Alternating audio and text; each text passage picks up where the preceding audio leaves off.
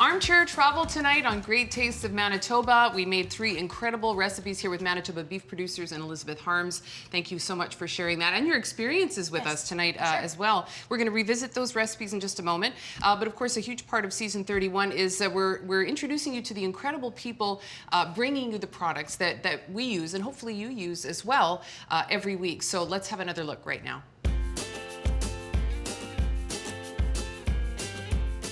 We all love animals on this farm, and the kids especially really enjoy animals. We have horses, we have dogs. Our oldest one is Kip. Second one's Lou. We have Listo and Roper are our 2 horses. And we have pretty close to 2,000 cows. My name is Melissa Atchison, and I farm with my husband, Trevor, and our kids, Reese and Wyatt, at Poplar View Stock Farm. We are an intergenerational family farm, so another huge component to the farm is absolutely Trevor's parents, Lloyd and Joan. Trevor's nephew, Tyler, and niece, Amanda, also play a massive role on the farm. I didn't always want to be a farmer. Growing up, I really thought I wanted to be a large animal veterinarian, and I started to pursue that in university. It was a good way to still be a part of the ag industry, so I ended up taking my animal science. I first was a inspector with the Canadian Food Inspection Agency, and I did pork inspection.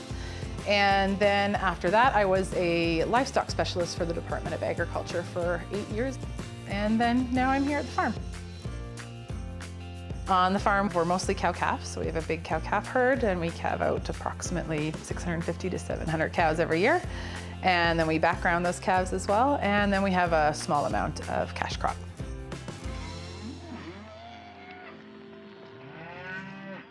We're here on the tall grass prairie.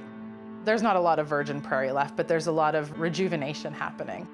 Grasslands are important from a climate change perspective because grasslands actually sequester more carbon than forests.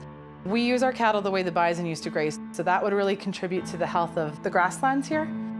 Our cattle and the way we manage them are part of a healthy ecosystem, and we help to maintain and in a lot of cases enhance. I'm very proud of the practices we use to steward this land. This farm has been here since the early 1900s, and our children are the 5th generation on the farm. Being a mom and being on the farm with them is really fun because we live in a giant playground, essentially. It's really cool to teach them all these things, and they're always learning. And I'm very, very fortunate, and I tip my cap to my privilege that I get to be able to stay home with them. So we have lots of fun. We get to do lots of cool stuff together and spend a lot of time together. So sometimes it's quantity time, but most of the time it's quality time. We're just like any other family. We're running around after kids and just trying to keep on keeping on and keep our heads above water. And we like to help them get the yearlings branded and get the cows and calves vaccinated. I would say I'm a foodie, a bit of a foodie. I don't get too fancy, but I really enjoy cooking and being creative and trying new recipes. Cooking for kids is hard because they're little palates. They're so averse to trying new things. It can be a little tough, but I really enjoy cooking for other adults who maybe have more adventurous palates. I am confident in saying that Canada has the safest food system in the world. We eat the same beef that we sell into the marketplace.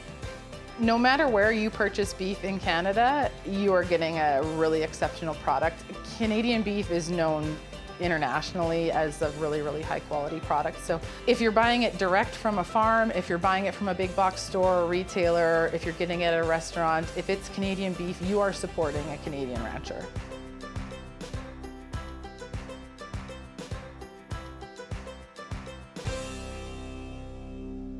So Elizabeth, lots of really, really interesting flavors tonight that we made with our 3 recipes. So let's talk about them one more time. Sure. So we traveled a little bit, all from our living room couch. Thank you for that as well. Yes, of course.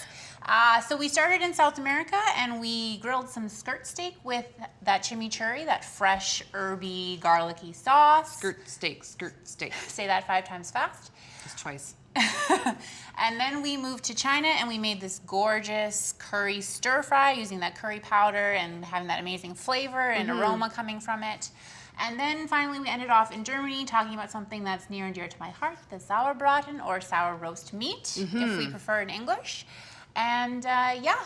I just want to mention that I did have it. I've never tried it before, and it's a little bit sour, and that sauce that you made for it as well is super, super delicious. So you know what? Hey, be adventurous. That's what we're here for. Try the recipes. They're all available online.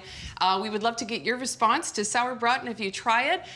You can post that to all of our socials. We're on Facebook, we're on Instagram, we're on Twitter, and of course you can find us on YouTube. We're on Pinterest, and of course the good old-fashioned website, greattastesmb.ca. We so love being part of your Saturday night.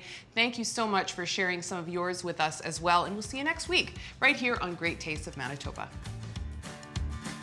Great Tastes of Manitoba. Great Taste is sponsored by the Government of Canada and Manitoba Agriculture and Resource Development through the Canadian Agricultural Partnership. GreatTastesMB.ca. Local farms, local foods. Promotional consideration is provided by the Winnipeg Free Press. Filmed on location at Supper Central in Kenaston Commons. Des Daniels wardrobe provided in part by Loca Boutique.